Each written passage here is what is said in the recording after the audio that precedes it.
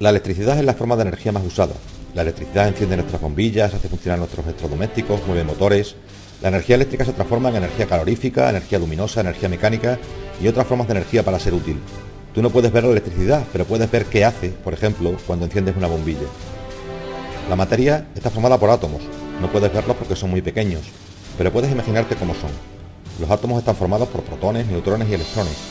Los protones tienen carga eléctrica positiva, los electrones carga eléctrica negativa, y los neutrones, en cambio, carecen de carga. Los protones y los neutrones forman el núcleo o centro del átomo. Los electrones giran alrededor del núcleo como si fuesen planetas alrededor del Sol.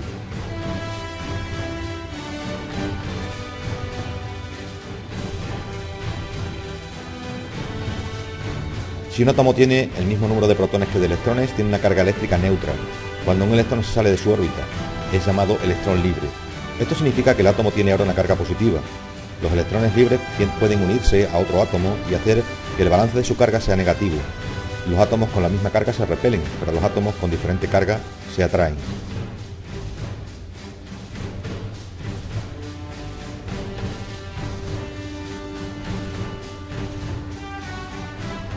Los electrones libres pueden ser atraídos por átomos donde falta un electrón. Cuando esto ocurre continuamente, estos electrones en movimiento constituyen lo que llamamos corriente eléctrica.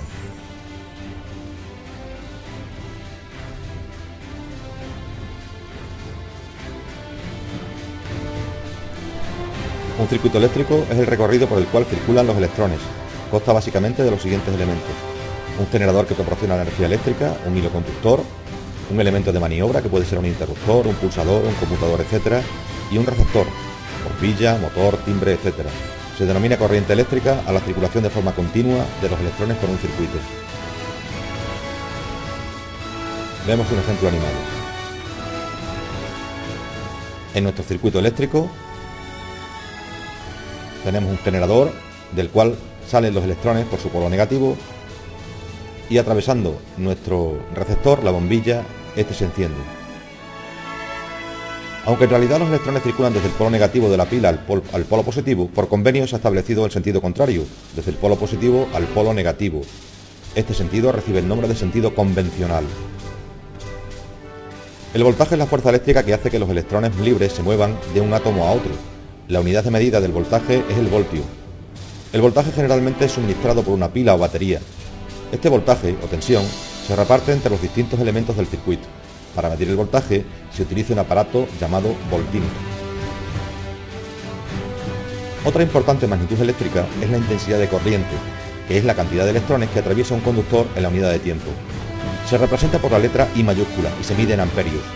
Para medir la intensidad de corriente se utiliza un aparato denominado amperímetro. Otra magnitud eléctrica es la resistencia, que es la mayor o menor dificultad que opone un material al paso de la corriente eléctrica. La resistencia de un conductor depende de las características del material, es decir, de su resistividad, así como de su longitud y de su sección. Si variamos la sección de un conductor, resulta que cuando aumenta la sección disminuye la resistencia y cuando disminuimos la sección aumenta la resistencia. Si actuamos sobre la longitud, vemos que al aumentar la longitud aumenta la resistencia y al disminuir la longitud disminuimos también el valor de la resistencia. George Simon Ohm descubrió a principios del siglo XIX que en los circuitos eléctricos la intensidad, el voltaje y la resistencia se relacionan según la ley que tiene su nombre, la ley de Ohm. Vemos en esta animación que si manteniendo fijo un valor de resistencia variamos un valor de tensión, varía el valor de la intensidad. Y de igual modo, si variamos el valor de la resistencia manteniendo fijo el valor de la tensión, varía también el valor de la intensidad. Ley de Ohm.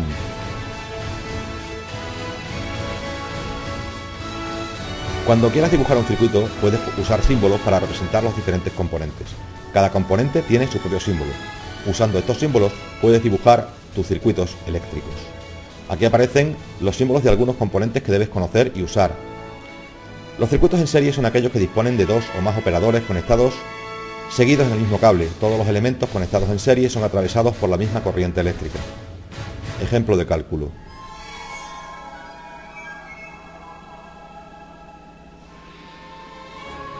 Los circuitos en paralelo son aquellos que tienen dos o más elementos conectados en distintos cables.